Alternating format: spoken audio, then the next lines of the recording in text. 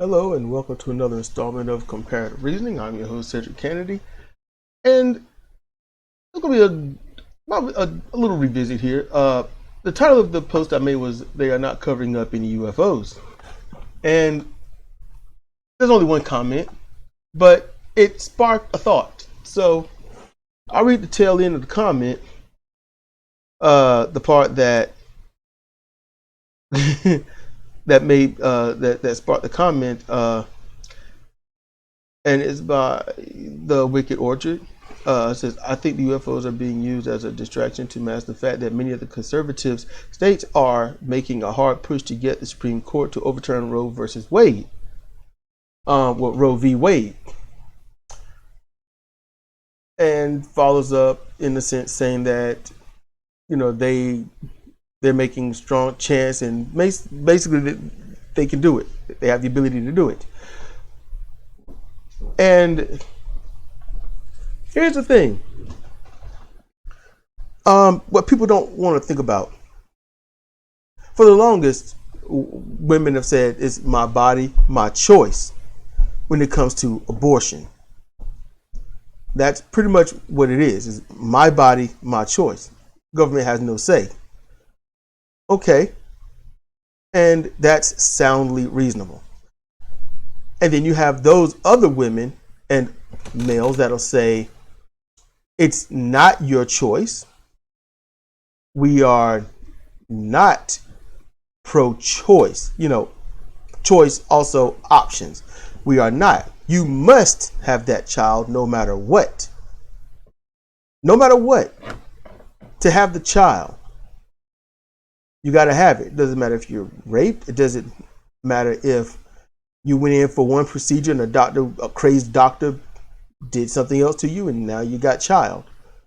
Doesn't even matter if it was an asexual thing and you're like, wait, no, don't want this. Doesn't matter. You got to have that kid. But when it comes to wearing a mask, the same ones that say you must have the child say it's my choice to wear a mask or not. A mask is more important than a human being. You'd rather someone that don't want a kid raise that kid than to spare the lives of others by simply putting on a face cover when you go out. And then the Supreme Court. Let's get into the Supreme Court. Name something common about the Supreme Court. You can pause if you want. Give yourself 5 or 10 seconds to think about what I might say. Go ahead, pause it. Okay, so the common thing about the Supreme Court, they're all old. You got a couple of quote-unquote young ones, quote-unquote. But they're pretty much past their years of being a reproductive member of society. Why is that? This isn't a solidified answer. No, it's not going to be the answer of all answers. But why are they all elderly? Why? Why is the Supreme Court a lifetime thing? See, rich and wealthy people only keep up to date with what's pertinent to keep their wealth. Powerful people only keep up to date with what keeps their power. These people are put in power so that the powerful can do whatever they want. But why must they be elderly? Because they stay out of touch. They don't keep up to date with things. They say, well, these are the laws. We read the laws. We judge based on the laws. But yet, not what is currently socially and accepted and unaccepted. They don't base it on what if I were in this predicament. They base it on what do they care about at the time. Pretty much like what anyone based anything on. What do I care about at this time? Are you a video game advocate and whatnot? Okay. So what are you going to advocate? Playing a video game and getting the next high score, or being the best that you can be in your group, or going out and learning construction. Construction might not mean that much to you if you are a video game advocate. If you are someone that believes wholeheartedly in working in retail, you are not going to be an advocate of sitting on the couch smoking weed and hanging with your friends. It's all about what they would advocate, and they just basically sit on their Mount Olympus, aging and judging and allowing and not allowing based on their feelings. So that's why Republicans and Democrats fight so hard to get one or the other on the stage.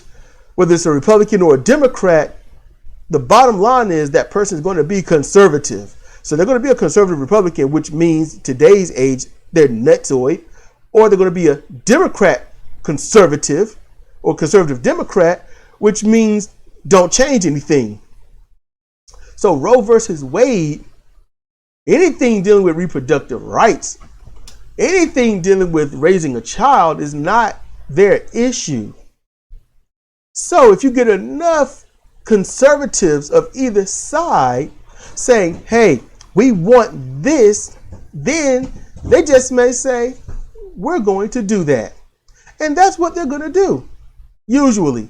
So the entire point of them being elderly and up there is to make sure that they are disconnected from how the people are viewing things and what's best for the people.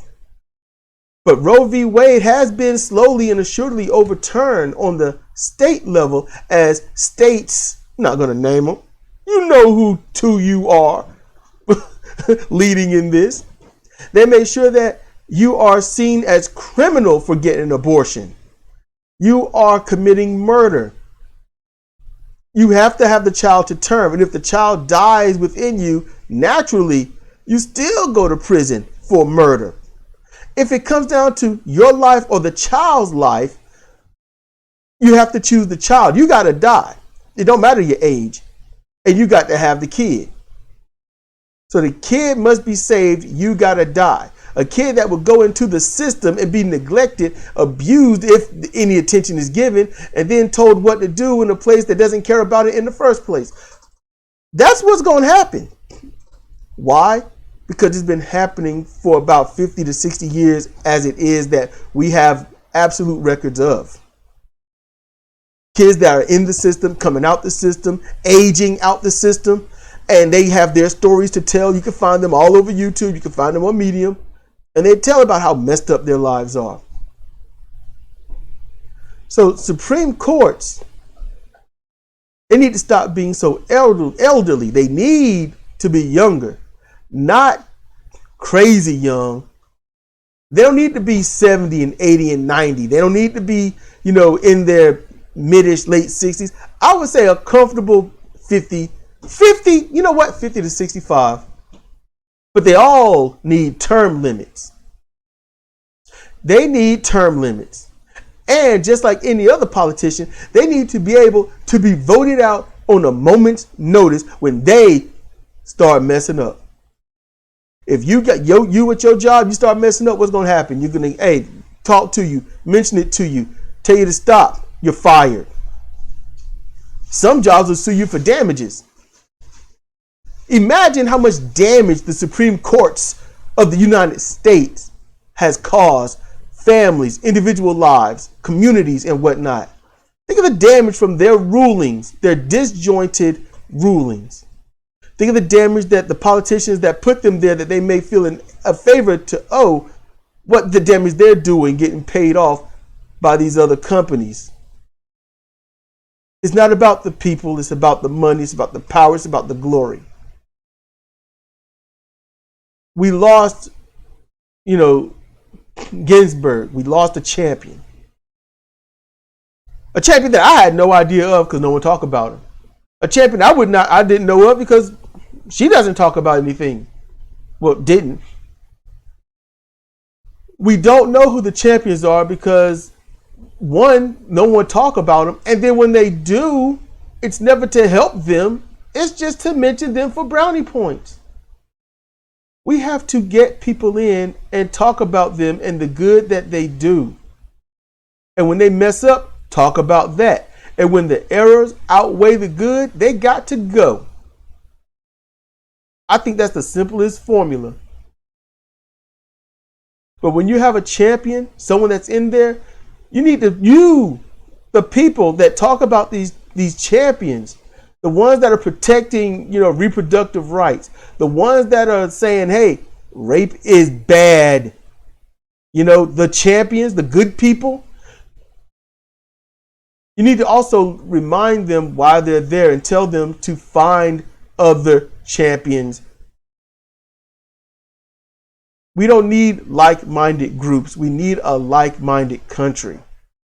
And we are so divided in small groups, we can't get the champions we need to champion the causes that are out there. So the solution is to find the champion, talk about the champion, make sure the champion find other champions as well as us. Vote the champions in. Use these champions to enact the rules that we need every single day to make sure that the horrible mindsets of people don't proliferate within our rhetoric. That's what we need. We needed it yesterday. We needed it last year. We needed it 40 years ago. And we are desperately going to need it tomorrow and in upcoming years. So, when you find a champion, voice it and make sure that champion knows they're a champion and find other champions. This has been Cedric Kennedy for Comparative Reasoning. Thank you for listening.